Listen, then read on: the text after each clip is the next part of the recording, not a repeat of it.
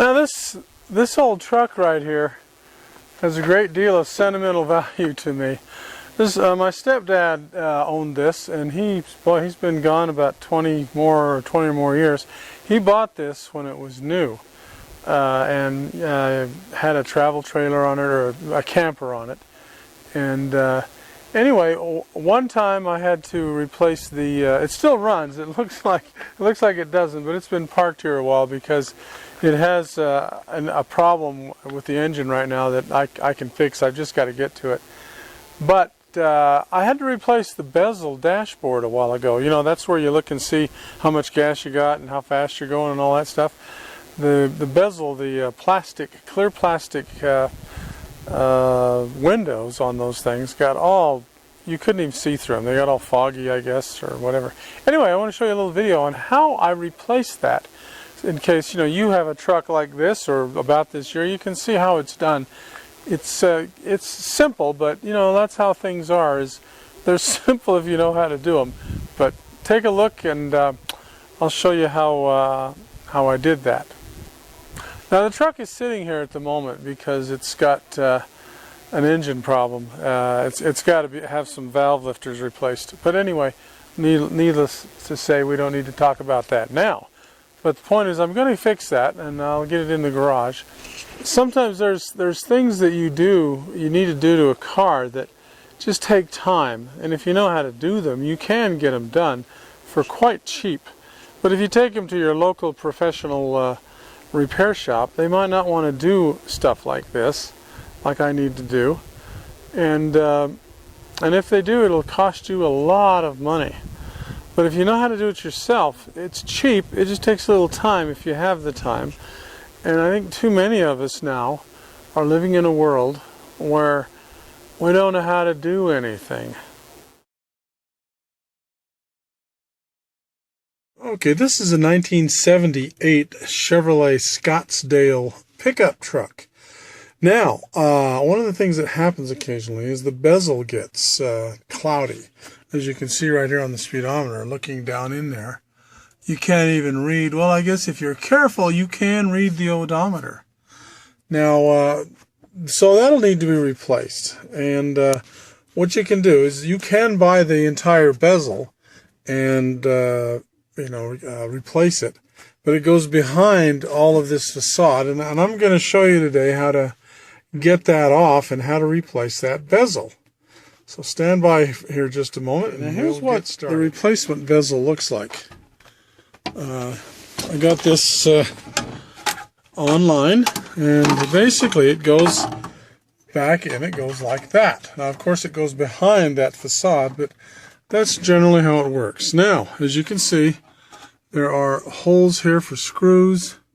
So this thing here is held in by screws, as is this bezel. Now, if you look here, these are just standard Phillips screws. There's 1, 2, and the whole thing comes off. So you got to get 1, 2, 3, 4, 5, and then there's 6, 7 down here.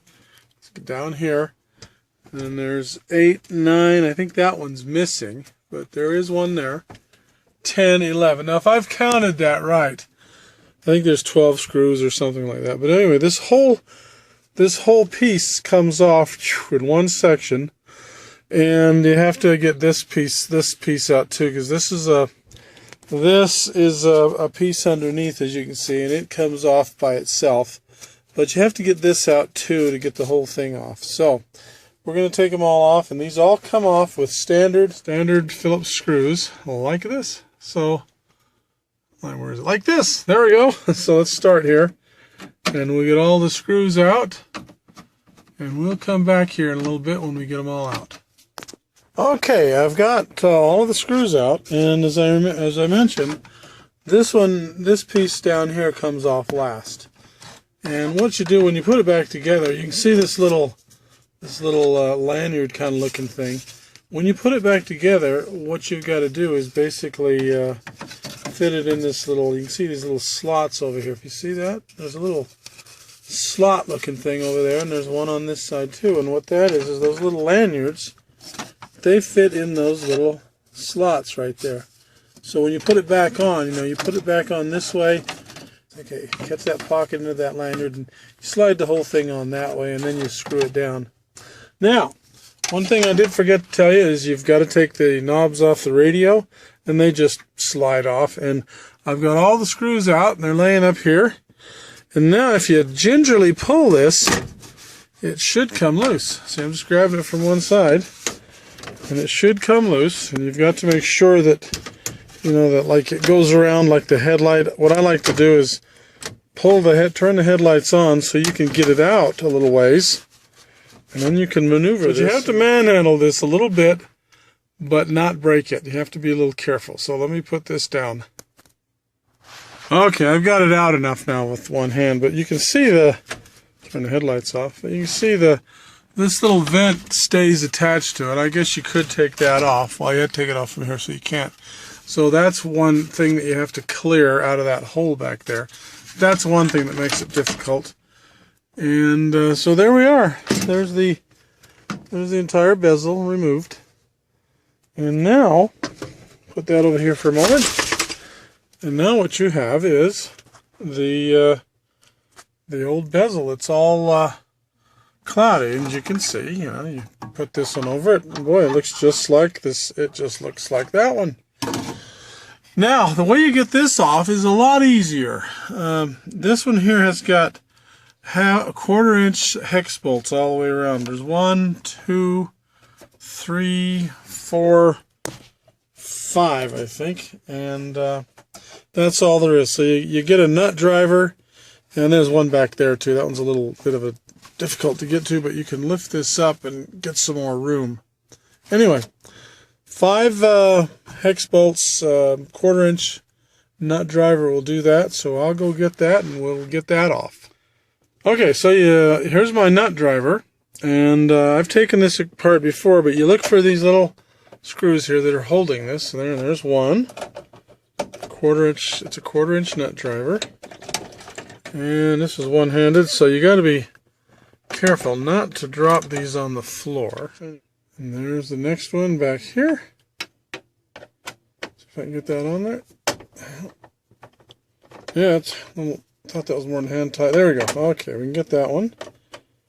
Now, I'm not going to bore you with all this, but there's this one, there's that one, and that one, and that one. So I'll get all those out, and then we'll pull this off. So I've got them all off now. Now there is one, as I mentioned before, this one back in here.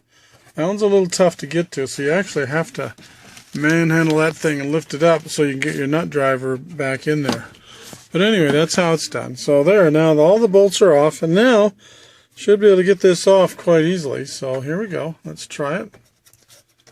Let's see, we'll kind of give this a tug. There it goes. And there it is. And you can see looking through that, that's why you can't see the dash, because it's so cloudy. Now, let's take this one and put it where the other one was.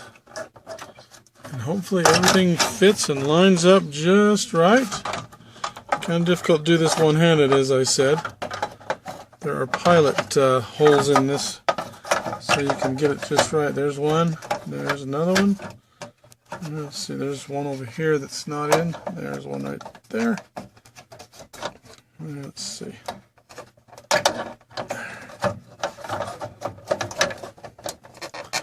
Well, again, you need 2 hands to do this because it's difficult. So let me fit it in there, but then we'll get right back to you.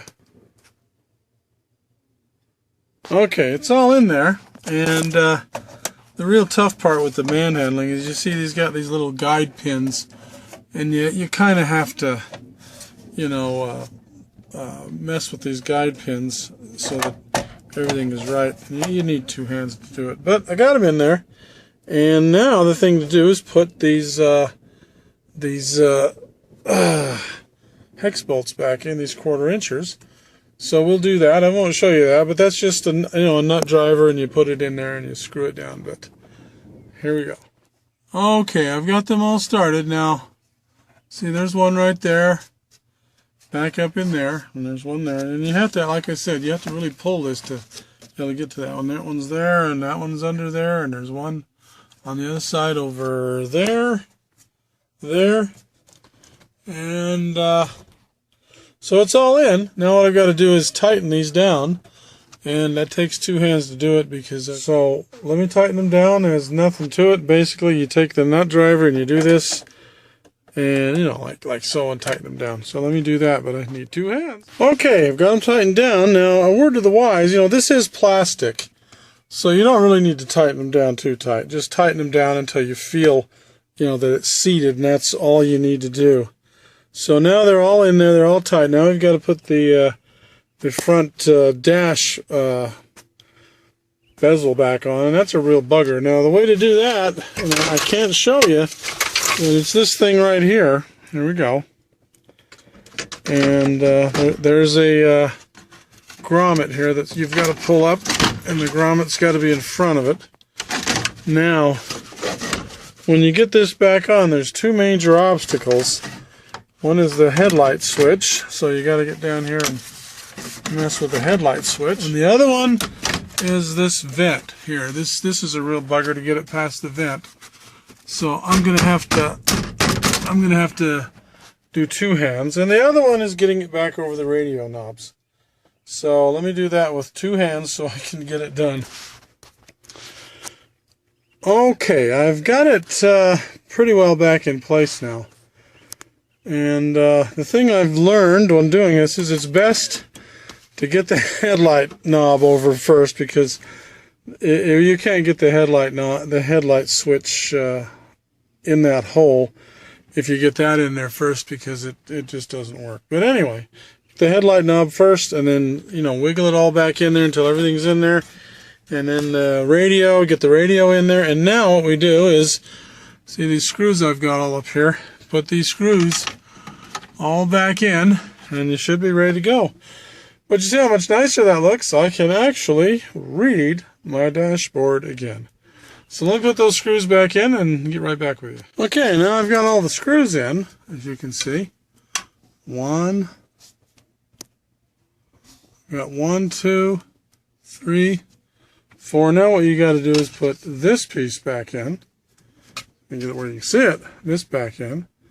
And as you remember, that goes under here. The little pockets line up on the steering wheel. So you get it basically up against the steering wheel and you push it back, and it should be latched. You can see it moving. See, when I push it now, it's latched. Now, then you get your screws and you tighten all 4 of these screws in here, and it should push the bottom of the dashboard in. So again, I need 2 hands for that. Okay, I got the screws all tightened down there. Now the thing to do is, remember this little washer grommet thing? This thing goes down over here, up against the steering, up against this thing here, and that in place, and voila, you're done. Now I can read the speedometer again, and the fuel gauge, and I'm getting a reflection, but I can see everything. Isn't that great? And that's all there is to it. Hope that was helpful. Oh, the radio knobs. You got to put the radio knobs back on, and that's a simple thing, you know. Put that on this one here, and you just, well, you got to get the fat part on the bottom first. Put that on, and you put that on until it fits, and then put that on. And let's see, I get both of these at the same time. Let's see, put that on. There we go, and then put that on.